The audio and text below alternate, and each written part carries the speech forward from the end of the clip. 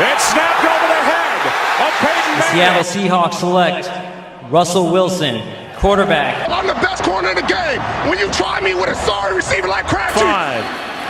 Pass is intercepted at the goal line. Flags on the field for a celebration. Amazing. Okay, we got a different kind of video this week.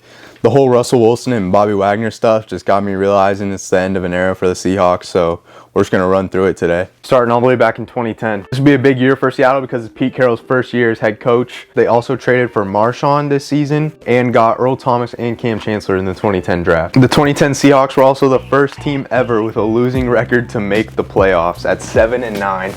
They actually won their division, and they actually won their wild card game too, thanks to Beastquake 1.0. And this would also be Matt Hasselbeck's 10th and final year. 2011 Seahawks QB is Tavares Jackson, so that tells you how our season went. They went 7-9, didn't get a playoff spot this year, but it had some ups by drafting Richard Sherman and getting an undrafted Doug Baldwin. 2012 will be a beginning of new hope for the Seahawks because they got rid of those ugly ass jerseys, and they drafted Russell Wilson in the 3rd round and Bobby Wagner in the 2nd. That year, Wilson and the young defense would go 9-7, including a comeback win over Tom Brady that caused this legendary picture. Russ would be a Rookie of the Year contender this year, but lose it to RG3, but he would get his say after beating RG3 and the Redskins in the wild card.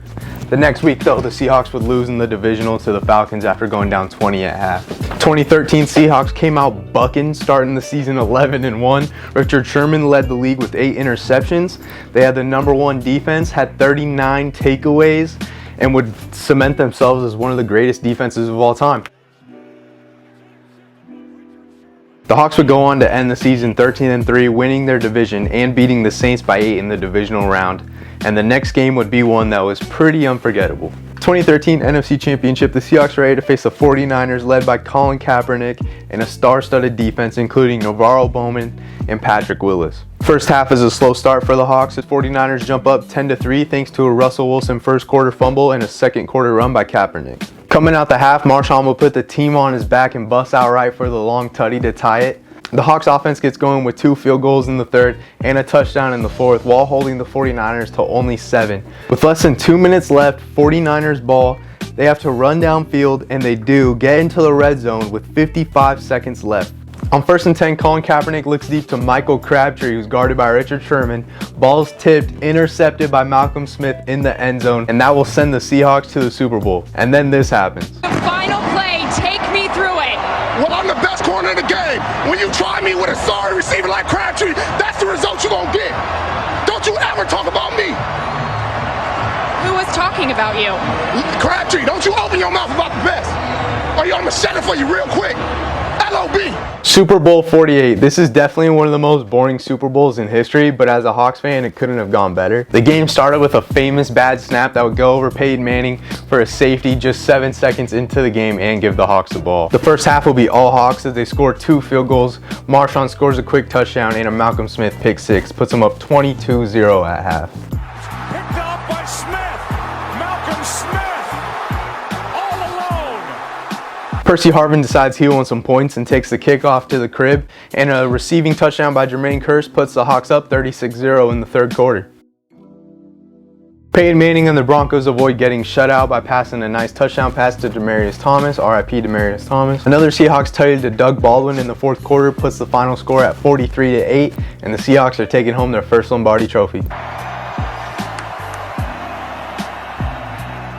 2014 Seahawks are riding high off the Super Bowl and go 12-4, once again winning their division and running through the Panthers in the divisional round. Next will be another legendary NFC championship as the Hawks went down 16-0 at halftime to the Packers, but started their comeback in the 3rd quarter with a fake field goal touchdown. Wilson and Marshawn will put the team on their back and get a touchdown apiece, putting the Hawks up 3.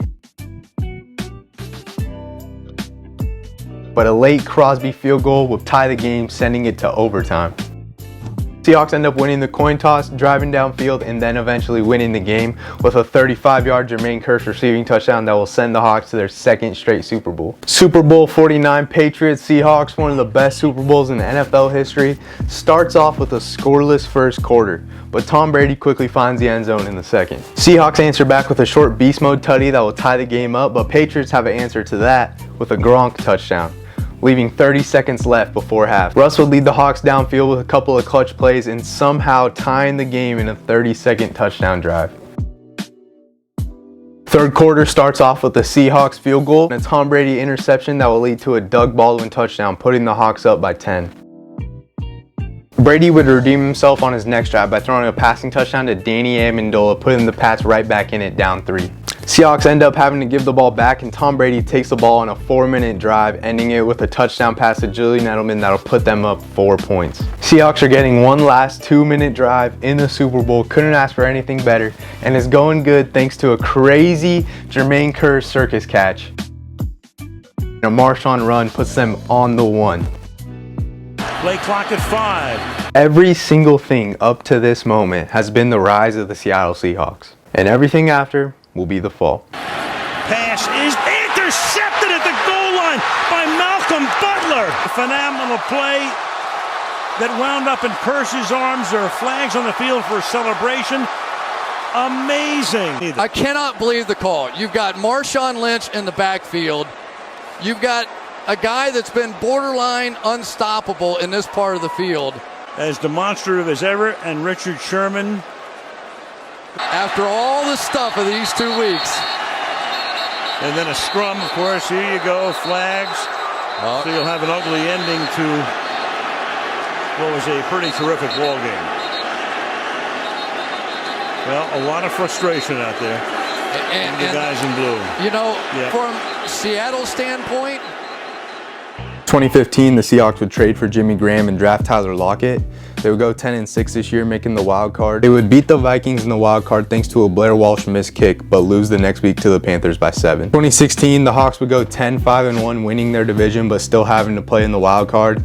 They'd beat the Lions 26-6 in the wild card, which is crazy that the Lions actually made the playoffs. Then they would lose to the Falcons in the divisional the next week. This would also be the year of Beast Mode's first retirement. 2017 would be the first year the Seahawks didn't make the playoffs since 2011 after they go 9-7. This would also be Cam Chancellor's last year in the NFL and the last year Sherman would play before being traded to the 49ers. 2018 Seahawks go 10-6, getting second in the division, but would lose to the Cowboys by 2 in the wild card. They would also trade away Jimmy Graham after 3 seasons in Seattle. 2019 Seahawks draft wide receiver DK Metcalf and end the season 11-5. They would beat the Eagles in the wild card, but lose to the Packers the next week in the divisional. This would also be Earl Thomas's last year with the Hawks after having the rough fallout. 2020 Seahawks would go 12-5, winning their division, but lose to the Rams in their first playoff game. 2021 Seahawks lead us up to today, where Seahawks went 7-10 last season, mostly due to a Russell Wilson injury, and didn't make the playoffs. This will be Bobby Wagner and Russell Wilson's last year, the last 2 members of the Super Bowl championship team.